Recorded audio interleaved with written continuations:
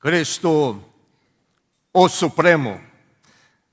Esse é o assunto do livro de Hebreus, a supremacia de Cristo.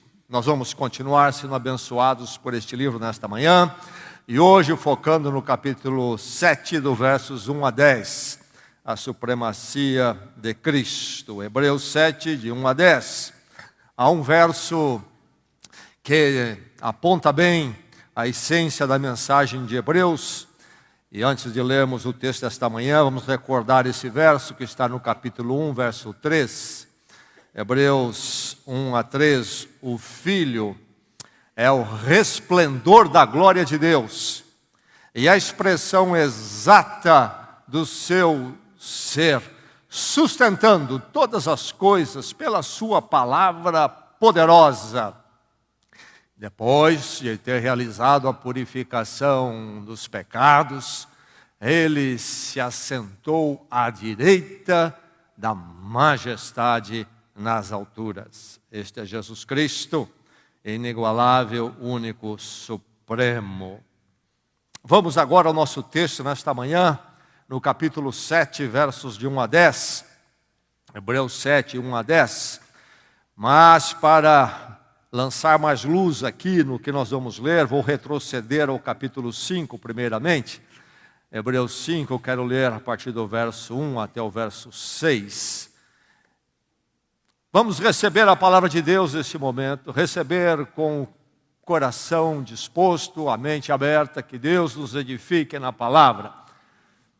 Diz assim: todo sumo sacerdote é escolhido dentre os homens e designado para representá-los em questões relacionadas com Deus e apresentar ofertas e sacrifícios pelos pecados. Ele é capaz de se compadecer dos que não têm conhecimento e se desviam, visto que ele próprio está sujeito à fraqueza. Por isso, ele precisa oferecer sacrifícios pelos seus próprios pecados, bem como pelos pecados do povo. Ninguém toma esta honra para si mesmo, mas deve ser chamado por Deus, como de fato o foi Arão. Da mesma forma, Cristo não tomou para si a glória de se tornar sumo sacerdote, mas Deus lhe disse: tu és meu filho, eu hoje te gerei. E diz em outro lugar: tu és sacerdote para sempre, segundo a ordem de Melquisedeque. E aqui então ele cita dois salmos proféticos, salmos messiânicos, que apontavam então para o Messias Jesus Cristo. Salmos escritos há séculos antes de Cristo. Tu és meu filho, eu hoje te gerei, Salmo 2, verso 7. E depois, verso 6 aqui, ele diz: tu és sacerdote para sempre, segundo a ordem de Melquisedeque. Então, séculos antes de Cristo, séculos antes do livro de Hebreus ser escrito os salmos assim diziam. E agora então, continuando no capítulo 7, o verso 1. Hebreus 7, 1. Esse Melquisedeque, rei de Salém e sacerdote do Deus Altíssimo, encontrou-se com Abraão quando este voltava depois de derrotar os reis e o abençoou, e Abraão lhe deu o dízimo de tudo. Em primeiro lugar, seu nome significa Rei de Justiça, depois Rei de Salém, que quer dizer Rei da Paz. Sem pai, sem mãe, sem genealogia, sem princípio de dias nem fim de vida, feito semelhante ao Filho de Deus, ele permanece sacerdote para sempre. Considerem a grandeza deste homem. Até mesmo o patriarca Abraão lhe deu o dízimo dos despojos. A lei requer dos sacerdotes dentre os descendentes de Levi que recebam o dízimo do povo, isto é, dos seus irmãos, embora estes sejam descendentes de Abraão.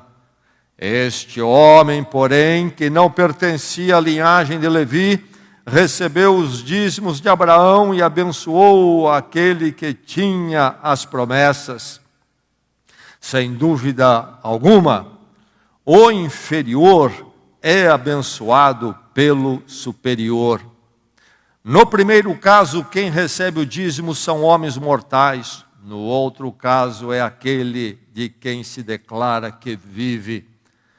Pode-se dizer que Levi, que recebe os dízimos, entregou-os por meio de Abraão, pois, quando Melquisedeque se encontrou com Abraão, Levi ainda não havia sido gerado.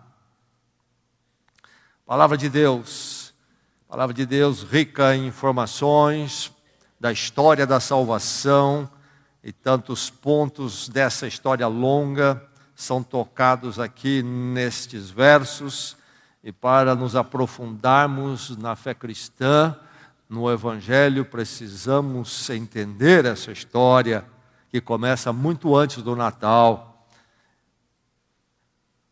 Deixe-me apontar aqui 2 ou 3 versos ou textos que nos iluminam no entendimento de Hebreus 7, 1 a 10. Ele fala sobre o momento quando Abraão entregou dízimos a Melquisedeque, um sacerdote, e Melquisedeque abençoou Abraão.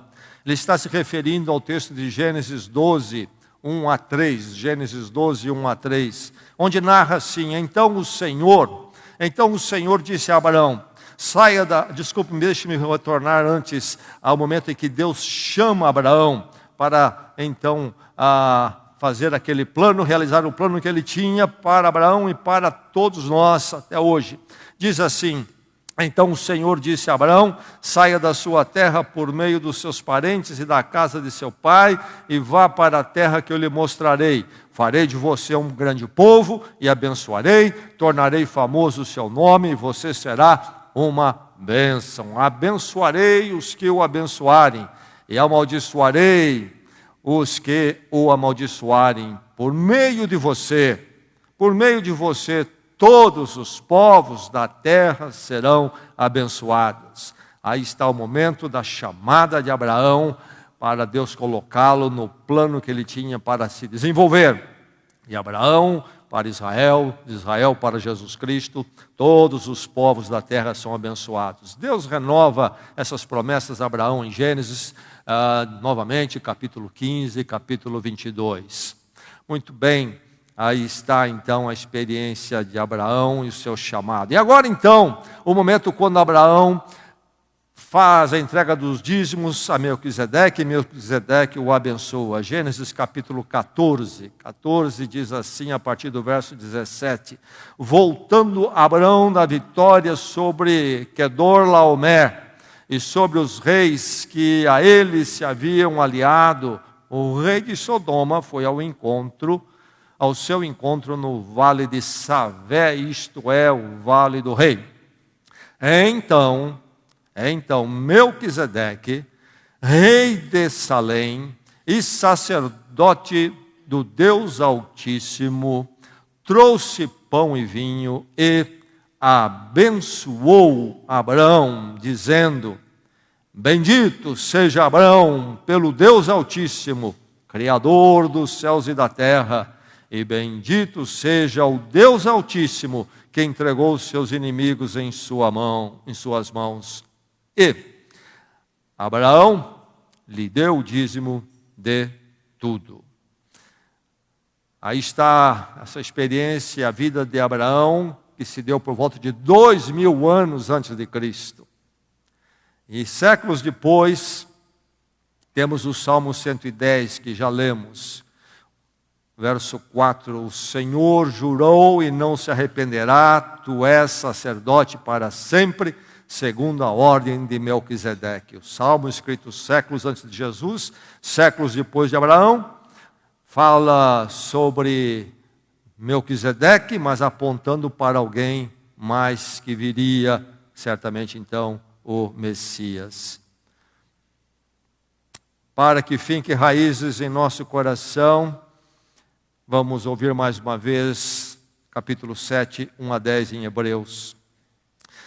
Esse Melquisedeque, rei de Salém, sacerdote do Deus Altíssimo, encontrou-se com Abraão quando este voltava depois de derrotar os reis e o abençoou, e Abraão lhe deu o dízimo de tudo.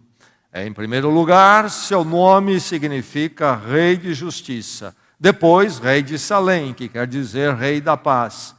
Sem pai, sem mãe, sem genealogia, sem princípio de dias, nem fim de vida, feito à semelhança ao Filho de Deus. Ele permanece sacerdote para sempre. Considere a grandeza desse homem, até mesmo o patriarca Abraão lhe deu o dízimo dos despojos. A lei requer dos sacerdotes, dentre os descendentes de Levi, que recebam o dízimo do povo, isto é, dos seus irmãos, embora estes sejam descendentes de Abraão. Este homem, porém, que não pertencia à linhagem de Levi, recebeu os dízimos de Abraão e abençoou aquele que tinha as promessas. Sem dúvida alguma, o inferior é abençoado pelo superior. No primeiro caso, quem recebe o dízimo são homens mortais. No outro caso, é aquele de quem se declara que vive. Pode-se dizer ou até dizer que Levi, que recebe os dízimos, entregou-os por meio de Abraão. Pois quando Melquisedeque se encontrou com Abraão, Levi ainda não havia sido gerado. Então, no verso 3, falando de Melquisedeque, um personagem que diz ser sem genealogia, diz ele permanece sacerdote para sempre. Mas diz que isto é porque ele foi feito semelhante ao Filho de Deus, Jesus Cristo. Melquisedeque feito semelhante ao Filho de Deus. Esta é a palavra do Senhor. Mito da caverna. Certamente muitos aqui já ouviram falar do mito da caverna, uma narrativa elaborada pelo reconhecido filósofo da antiguidade, Platão, lá no 4º século antes de Cristo. No seu livro A República, ele conta esta narrativa chamada o mito da caverna, que na verdade é uma alegoria. Segundo a sua proposta filosófica, Platão traz essa alegoria para então, de uma forma figurada, explicar melhor o que ele quer dizer com a sua filosofia. Não vamos falar da filosofia de Platão aqui nesta manhã, mas na alegoria da caverna, ou no mito da caverna, o que ele diz é que os seres humanos seriam como pessoas, ou estão como pessoas, presos dentro de uma caverna, e a única coisa que eles conhecem e que eles veem é que eles estão voltados para as paredes da caverna, onde é projetado sombras. E o que eles veem, então, as pessoas comuns, Platão está dizendo, apenas veem sombras. De onde vêm essas sombras? Diz que atrás deles, onde o sol bate muito forte, ou a luz bate muito forte, eles para lá não olham, estão realidades. E então esta luz, ao bater na realidade, projeta sombras, e os seres humanos conhecem apenas sombras. Somente através de um progredir na reflexão, e aí vai a filosofia toda de Platão, atingem as verdadeiras ideias que são as verdades. O verdadeiro conhecimento. É preciso ser libertado da caverna e deste nível de sombras, onde a maior parte das pessoas permanece. Sem uma reflexão profunda, vivem com pensamentos medíocres, banais, e sem um entendimento maior sobre as questões maiores da vida, da verdade. Bem, enfim, esta é a ideia de Platão. Mas, para o nosso texto aqui hoje, essa alegoria também serve muito bem. Porque o livro de Hebreus todinho, quase ele todo, vai apontar que todo o Velho Testamento, as liturgias e os sistemas do Velho Testamento, toda essa história longa de Israel antes de Cristo, são apenas sombras daquilo que seria Jesus Cristo, daquele que se cumpriria nele. Então, apenas sombra, se torna uma alegoria, mas diferente da história de Platão, onde as sombras são etéreas e abstratas.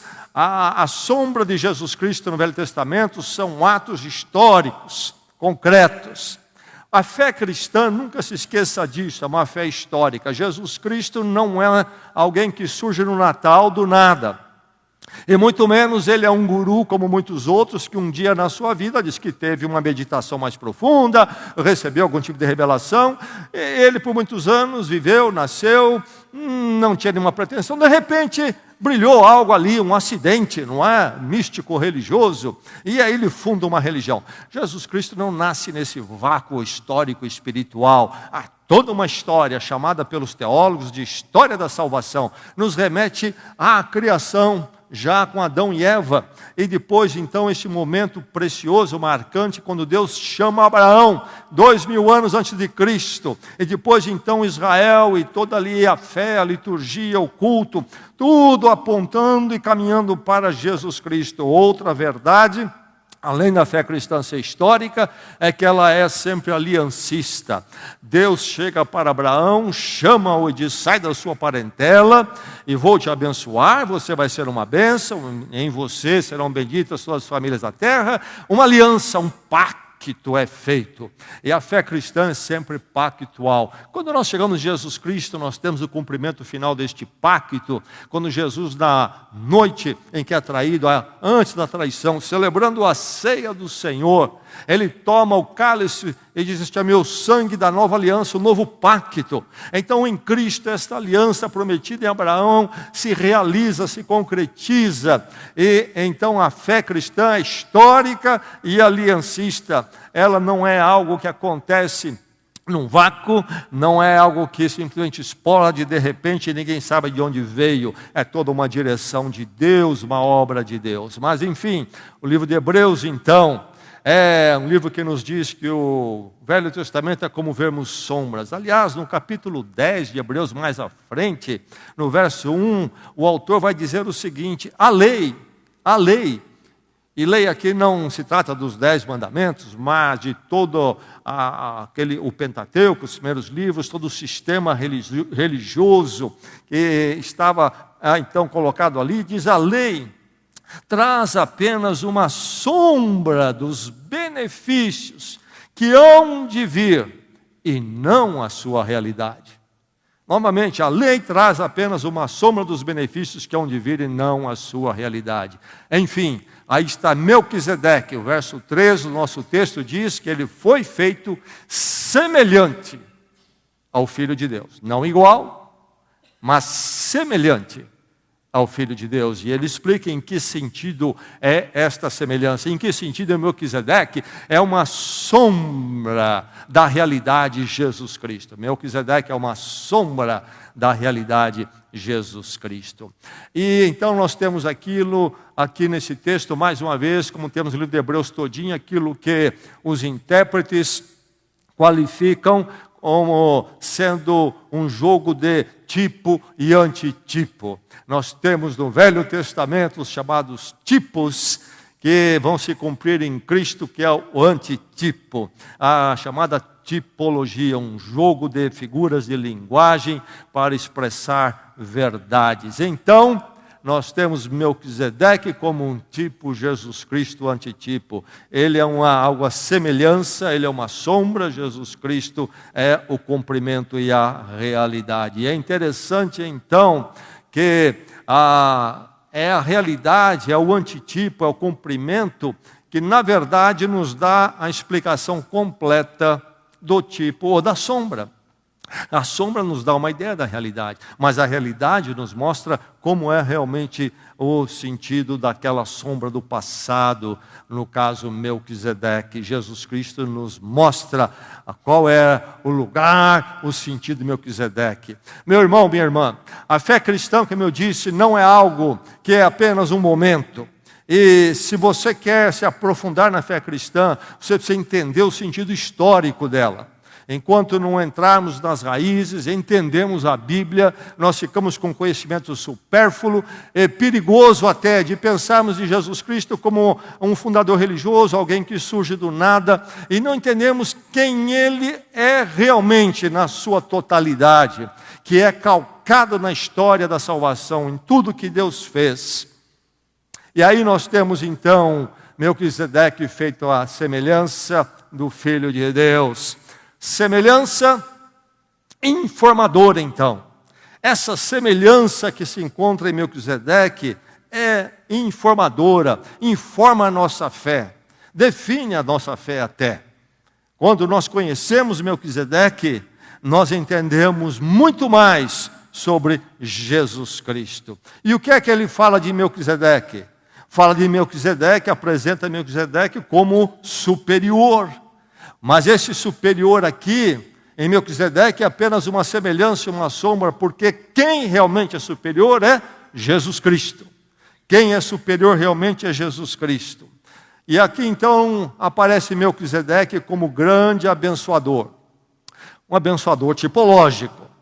Quando ele abençoa Abraão, é uma realidade, mas uma realidade sombra, porque a verdadeira ou a realidade realmente completa acontece em Jesus Cristo. Surge aqui esse quadro de Abraão se colocar debaixo da administração de Melquisedeque. Melquisedeque era um rei, mas era sacerdote também, sacerdote do Deus Altíssimo. E então ele abençoou Abraão. Mas o verso 6 diz: abençoou aquele que tinha as promessas. Isto é, Abraão. Abraão tinha as promessas. Abraão tinha as promessas. Melquisedeque abençoou Abraão. Qual a importância disto? Nós lemos a primeira promessa a Abraão, a primeira aliança que Deus fez com ele em Gênesis 12. Sai da tua terra, vou te abençoar, você será uma bênção. Abraão é chamado o pai da fé. Ele responde esse chamado de Deus e sai para que Deus cumpra e construa através dele o que ele quer. Abraão é considerado para os judeus maior do que Moisés, maior do que todos, porque é aqui nesse chamado de Abraão que começa a nação de Israel, a partir de um homem, família, depois nação, conforme vão se desenvolvendo. Abraão, então, é esta figura tremenda que existe antes de Moisés. Moisés é muito importante para o povo judeu, sim. Para também a história da salvação, sim.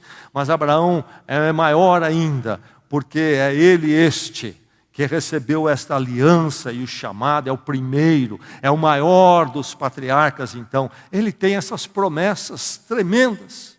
E é justamente esse que tem todas essas promessas que vai ser abençoado por Melquisedeque. Isso nos diz muito sobre Melquisedeque. É isso que ele está apontando aqui. Por isso ele vai fazer esta afirmativa tremenda no verso 7, sem dúvida alguma, o inferior é abençoado pelo superior. Abraão foi abençoado por Melquisedeque. O grande Abraão, o homem das promessas, foi abençoado por Melquisedeque. O inferior pelo superior. O que isso nos diz de Melquisedeque? Tremenda verdade. E continua ainda ele falando sobre isso. Verso 4, considerem a grandeza desse homem, Melquisedeque. Considerem a grandeza desse homem. Até mesmo o patriarca, e aí o patriarca, isto é, o primeiro patriarca. Alguns sucessores, depois de Abraão, foram também patriarcas. Abraão, Isaac, Jacó, mas ele é o patriarca. Considerem a grandeza desse homem Melquisedeque. Até mesmo o patriarca Abraão lhe deu o dízimo dos despojos. E então não somente Abraão é abençoado por Melquisedeque, mas ele entrega os dízimos a Melquisedeque. Culto. Aí está então esse Melquisedeque superior. Na verdade, aí nós temos o nosso Senhor Jesus Cristo como superior e supremo. Melquisedeque é apenas uma sombra que aponta para a verdade, quem nosso Senhor e Salvador é. E ele entra com a figura dos levitas aqui. É preciso entender a história. Quando Moisés organiza todo o povo de Israel e vem todo o sistema litúrgico, A partir do irmão dele, então, vem a sucessão dos sacerdotes, e eles pertenciam à tribo de Levi. Abraão é chamado, depois o filho dele, Isaque, nasce, o único filho. Depois Isaque tem Jacó. Jacó vai ter 12 filhos. Esses 12 filhos, cada um então cresce, não é, em descendência, e cada um vira uma tribo do povo de Deus de Israel. E uma das tribos era a tribo do Levi. Levi, bisneto de Abraão. E Levi e os seus descendentes então se tornam o que é a tribo de sacerdotes. E é eles que vão então comandar todo o cultuar no Velho Testamento. Então entra esta figura e ele vai fazer aqui um jogo e dizer o quê? Que os levitas foram abençoados por Melquisedeque em Abraão, porque os levitas são descendentes de Abraão. Os levitas são descendentes de Abraão, os que cuidavam do culto religioso. Números 18, aliás, fala de como esses levitas eram aqueles que deveriam receber os dízimos. Por isso ele vai dizer no verso 9, pode-se até dizer que Levi, que recebe os dízimos, entregou-os por meio de Abraão. Ele tem a expressão primeiro, pode-se dizer, porque ele entende que ele está fazendo uma conexão ali indireta, não é? Porque realmente Levi é bisneto de Abraão, ele não estava lá quando Abraão entregou os dízimos, mas Levi é do sangue de Abraão. Então, quando Abraão entrega os dízimos a Melquisedeque, os sacerdotes, os levitas estavam entregando ali os dízimos a Melquisedeque e recebendo a bênção dele. E o verso 8 vai dizer, no primeiro caso, quem recebe o dízimo são homens mortais. Os levitas recebiam os dízimos do povo de Israel. Mas os levitas eram mortais, e por isso que, para ser um levita, um sacerdote, você tinha que pertencer à linhagem.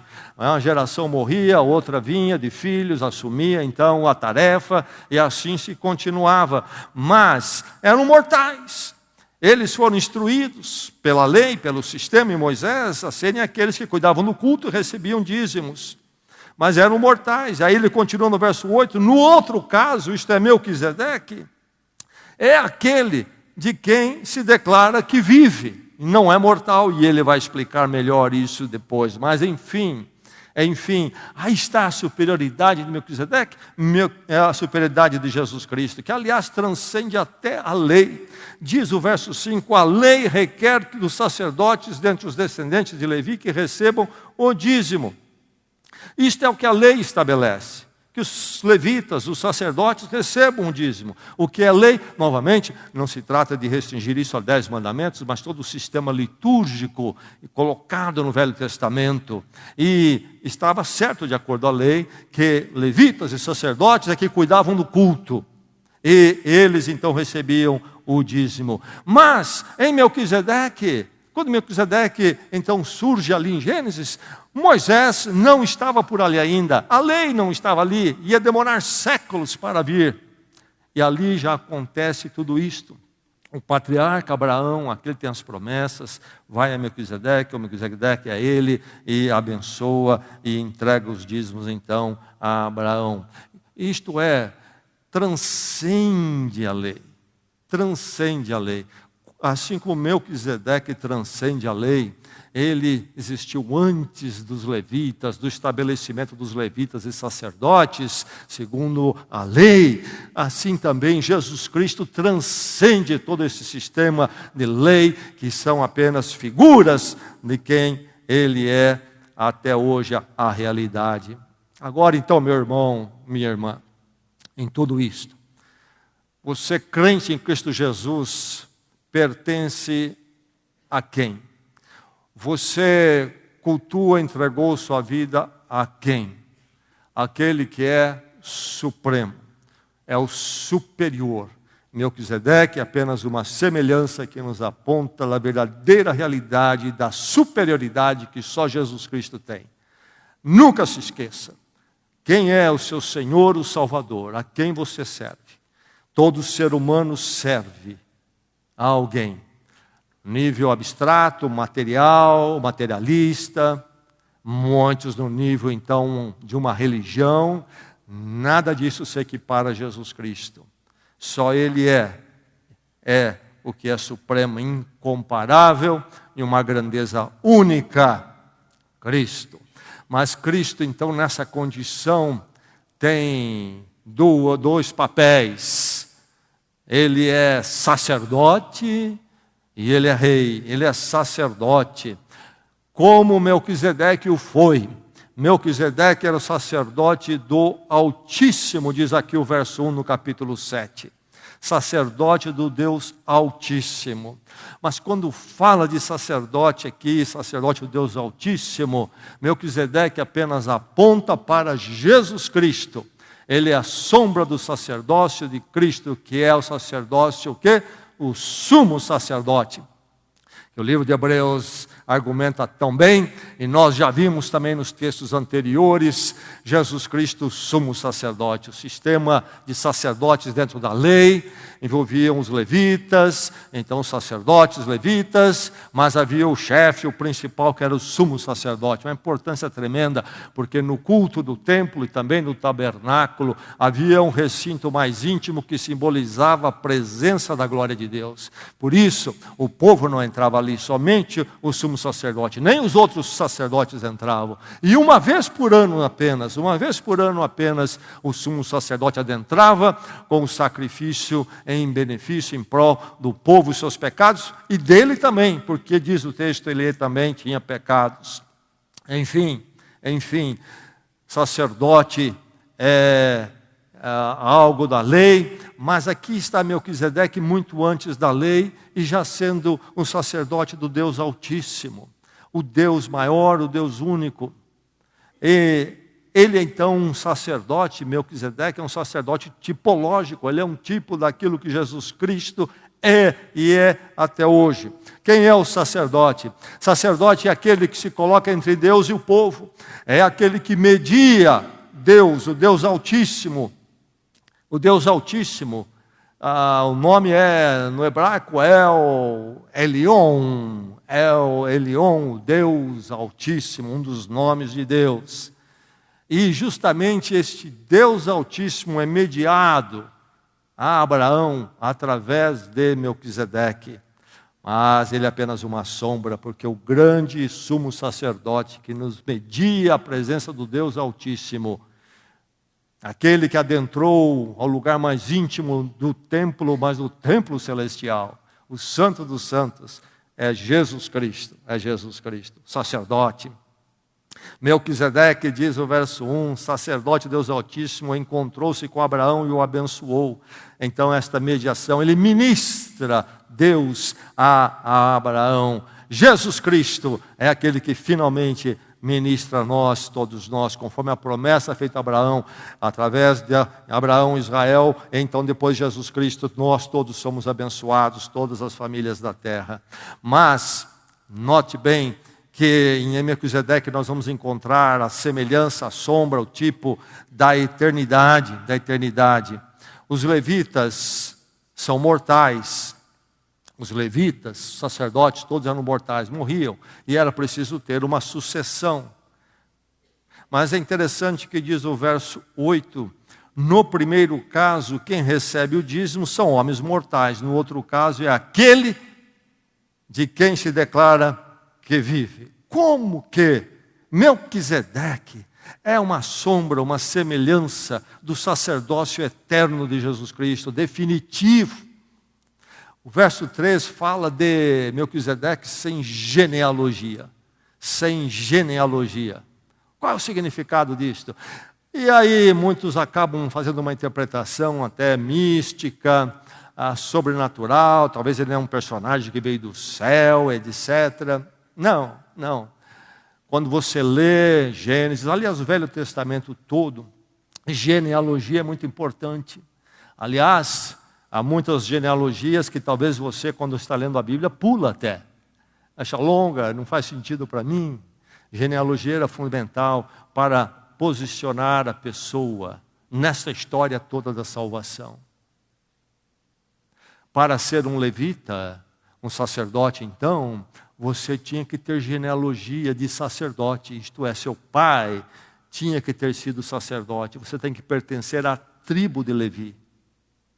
E depois, quando você passar, seu filho vai tomar o seu lugar, ele tem que ter genealogia, ter sido filho de você, que é levita, que é da tribo de Levi e que é sacerdote. Ou então ele não pode ser. É interessante que quando o povo de Israel, depois de passar pelo exílio lá no século 6 a.C., eles retornam para reconstruir a terra e Jerusalém, o culto, e então é verificado quem é que pertence à tribo de Levi, poderia ser sacerdote. É examinado, diz lá em Neemias, Neemias 7 fala que é examinado lá os registros, e alguns não foram encontrados nos registros das genealogias, ainda que eles dissessem que eram levitas, não puderam assumir o sacerdócio. Então genealogia era fundamental para os levitas.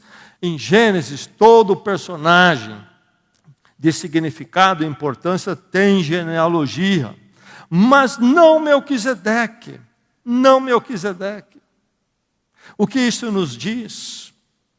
Está apontando que o sacerdócio dele não depende de genealogia. É um sacerdócio que, então, como figura, como sombra, vai apontar para Cristo como aquele que é o sacerdote definitivo, e a partir do próprio Deus, e não a partir de carne e sangue, como diz o Evangelho de João, capítulo 1. Aí está, então, Melquisedeque, este tipo, esta sombra, essa semelhança que nos fala da grandeza desse sacerdote. Jesus Cristo nos media a presença do Deus Altíssimo, El Leon, através da sua obra na cruz, não somente como sacerdote, mas como cordeiro. E os cordeiros sacrificados no Velho Testamento, antes de Cristo, eram figuras do grande sacrifício final de Jesus Cristo. E então sacerdote, e adentra a presença de Deus por nós.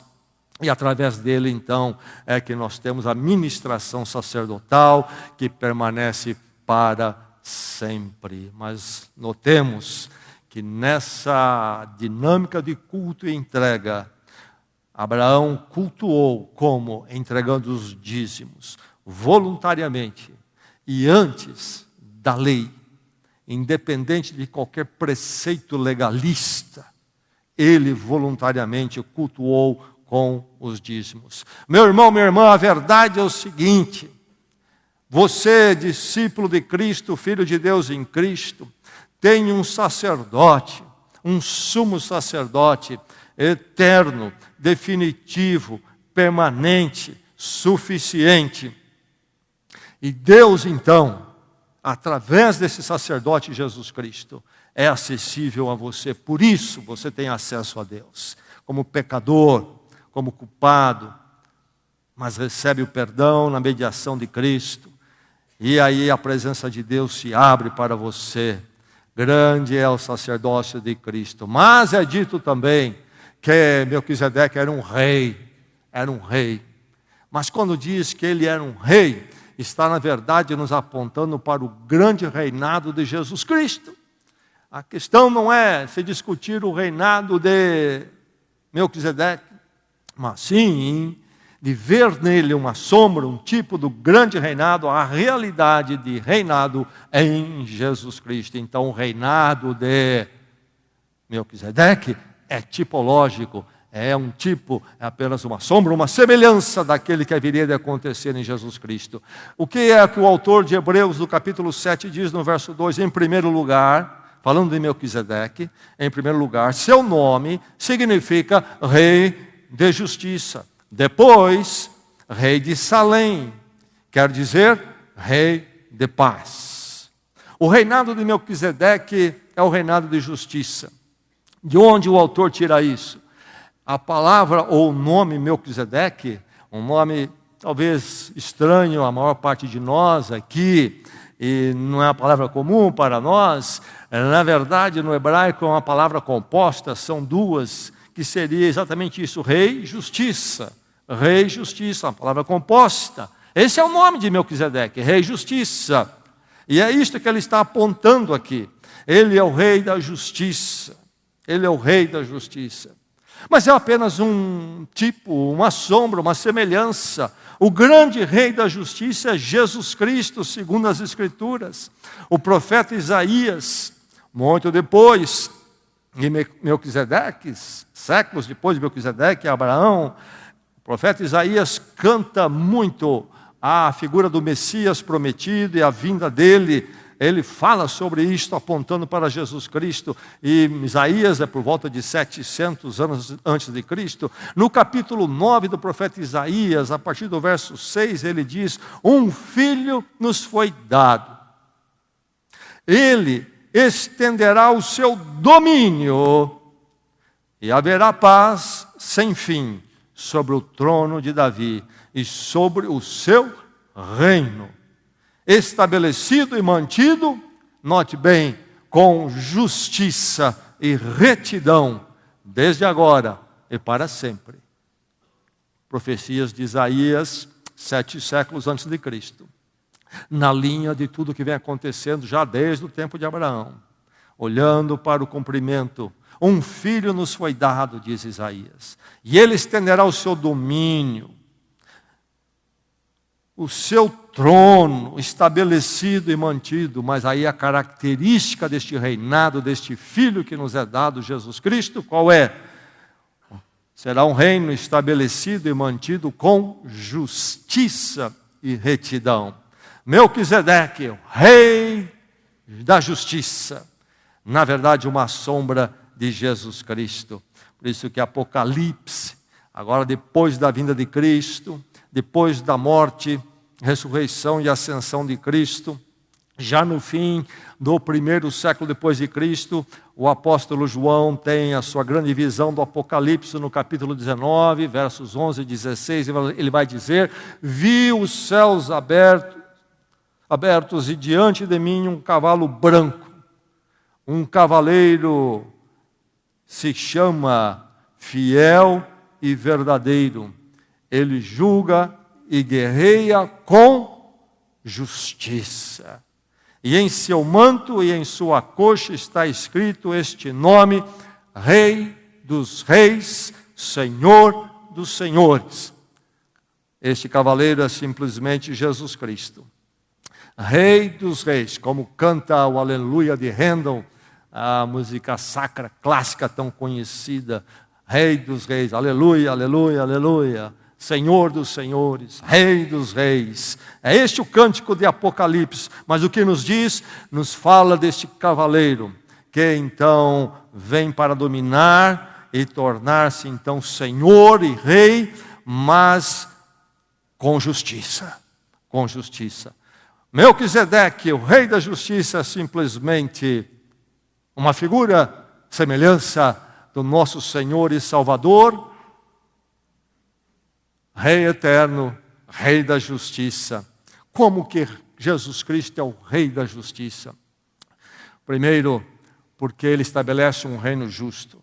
Há um anseio neste mundo por justiça e por um reino de justiça. E o ser humano, daqui e de lá, se esforça de todas as formas para estabelecer justiça no mundo. E há até um movimento atual de uma tentativa de se fazer isso em nível mundial. Um esforço humanista baseado no ser humano, porque há este anseio, as coisas não estão justas, não estão certas. Como que vai se consertar isso? Pode ser consertado pelo esforço humano? Não, não, diz a palavra. Meu irmão, não espere da política, do governo, da ideologia, justiça neste mundo. Sim, não há nada errado em se lutar para que ela seja feita aqui e ali, mas esse mundo é um mundo injusto e sempre será injusto. Ah, mas o político lá é injusto. Tira esse e põe o outro também, depois se revela injusto. Enfim, é um drama humano. Então, nosso anseio por justiça será sempre frustrado? Não, não, não. Nós temos Jesus Cristo, o Rei justo. Um reinado de justiça será implementado segundo Apocalipse, segundo Isaías. Se este mundo um dia vai conhecer uma verdadeira nova ordem, realmente nova, diferente de todas as experiências nossas, será debaixo de Jesus Cristo. E louvado seja Deus por essa promessa. O Rei justo. Mas Ele não somente é aquele que governa com justiça, porque Ele é o próprio Deus, teria que ser justo, perfeitamente justo. Mas Ele é também Rei da justiça, porque Ele é o justificador. Ele é o justificador. A justiça dEle por nós. Ele tomou sobre Ele a nossa culpa. E então nossa culpa foi paga. E aí então Ele nos comunica, nos transfere a justiça da cruz.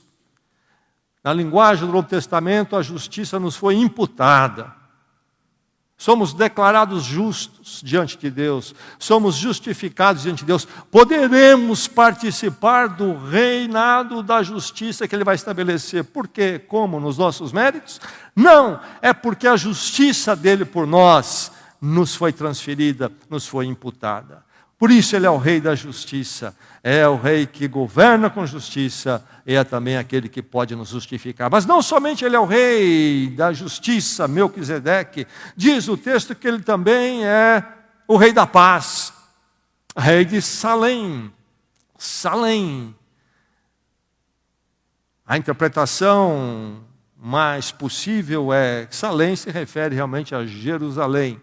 Havia uma outra Salém, mais ao norte, Jerusalém ao sul de Israel, mais ao norte, perto daquilo que hoje é as escavações da cidade romana de Citópolis, uma outra Salém, mas entende-se que realmente o sentido deve ser Jerusalém. E a palavra Jerusalém, então, vem de Salém. O Salmo 76, verso 2, chama Jerusalém de Salém. Era comum, muitas vezes, se abreviar o nome. Enfim, Jerusalém, Salém, a verdade é que Salém significa então aqui paz, paz. Melquisedeque era um rei, não somente sacerdote, mas rei, rei de Salém, onde estaria Jerusalém, que seria do povo de Deus mais tarde. Salém, paz, um rei de paz, mas é sombra e semelhança, certamente não havia paz plena, absoluta lá também, debaixo de Melquisedeque. Isto vai acontecer somente em Jesus Cristo. Somente em Jesus Cristo, o Rei da paz. Isaías novamente, no mesmo capítulo 9, canta, a partir do verso 6, um filho nos foi dado, ele estenderá o seu domínio e haverá paz sem fim sobre o trono de Davi. Paz sem fim. O mundo também anseia por paz. Aliás, talvez também interligando as duas coisas. Queremos justiça para ter paz. Sem justiça não temos paz.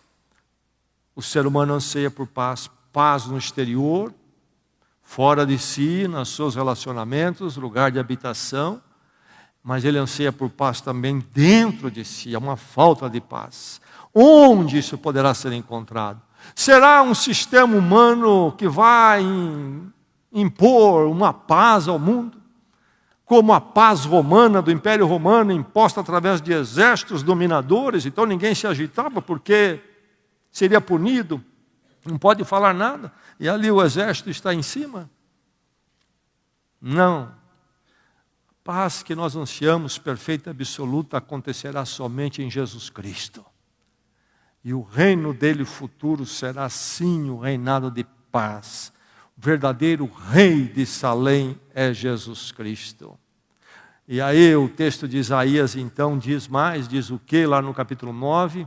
E ele será chamado maravilhoso conselheiro, Deus poderoso, Pai da eternidade e finalmente, príncipe da paz. Príncipe da paz. Jesus Cristo é a única possibilidade de paz para o ser humano enquanto humanidade e enquanto individualidade na dimensão intimista. Ele é aquele que domina, reina sobre a paz, sobre a paz. Por isso que Jesus vai dizer no Evangelho de João, lá no capítulo 14, naquela última noite dele com seus discípulos, quando celebra a ceia antes da sua prisão, na grande e longa conversa que ele tem com eles, vai dizer no capítulo 14, verso 27, deixo-lhes a paz. a minha paz lhes dou. Não a dou como o mundo a dá. Não se perturbe o seu coração, não tenham medo. Jesus diz isso para os seus discípulos e para mim e você, que vivemos no meio de um mundo perturbado. Mas ele diz, não se perturbe. Como não se perturbar neste mundo? Somente se nós conhecermos a paz que ele dá, e somente ele dá, porque só ele é o rei da paz. O crente, então, em Jesus Cristo, alcança a retidão, a justificação diante de Deus, o Deus Altíssimo, através do sacerdócio de Jesus Cristo. E encontrando, então, finalmente a retidão, a justiça de Deus, ele passa a desfrutar paz com Deus na sua intimidade com Cristo. E ele sabe que a paz que o mundo anseia será achada e realizada finalmente em termos de ordem e sistema somente quando Cristo estabelecer o seu reino. O crente não tem ilusões com relação à justiça deste mundo, uma justiça total, ampla, universal, nem com relação à paz. O crente não tem essa ilusão. Sabe que o mundo jaz no maligno.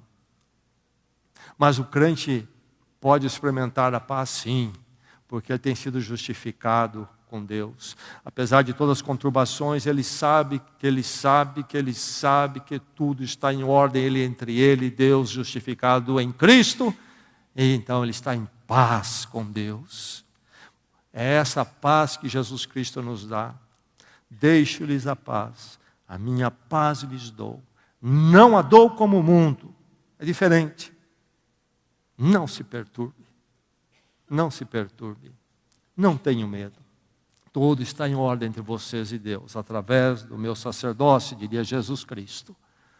Aí está a semelhança informadora, que nos fala da grandeza e da totalidade da obra de Cristo, historicamente concatenada, escrita por Deus já desde a antiguidade, mas que vem dar nesta realização, nesta realidade, naquilo que realmente é, que não é semelhança nem sombra. Jesus Cristo, superior a todos, o verdadeiro sacerdote, sumo sacerdote suficiente e eterno, o Rei eterno que pode trazer paz ao nosso coração e a paz para a nossa eternidade. Este é Jesus Cristo. O crente, então você, meu irmão, minha irmã, em Cristo, vive pela retidão de Cristo e não pela sua. Vive pela justificação que você tem em Cristo e não pela sua. O justo viverá pela fé, diz a palavra. E vivendo nesta retidão que lhe é dada em Cristo, seu sumo sacerdote, você desfruta no reinado de Cristo da paz com Deus hoje e para sempre. É a paz escatológica, isto é, a paz que Jesus Cristo vai instalar no seu reino futuro, mas antes disso é a paz intimista dentro de mim, enquanto este reino não vem, porque eu já estou em Cristo no reino de Deus. Eu já estou no reino da paz. Meu irmão, através da semelhança passada, informe sua fé é informada. Informe a sua fé, conhecendo a semelhança passada, e através dela ser informado sobre o quê? Sobre a concretização da realidade em Cristo. É você informado, você conhece o seu Senhor e Salvador. Você tem uma fé informada, ou é apenas um mero sentimentalismo em relação a Jesus Cristo? Forme sua fé na superioridade de Cristo, como sacerdote eterno e Rei da justiça e paz. Eu me lembro, quando eu estava lá por volta dos meus 5 anos, eu creio, tenho uma vaga memória disto, e talvez até voltou à minha memória, porque observei, então, muitas vezes em crianças da mesma idade, aí por volta dos 5 anos, a descoberta das sombras. Não sei se acontece aos 4, 5 anos. E aí, então, a criança descobre a sombra. E a primeira reação é tentar pegar a sombra. Ele pula em cima da sombra e a sombra se vai. E ele tenta de novo, até que caia a realidade nele. A sombra é sombra, eu sou a realidade.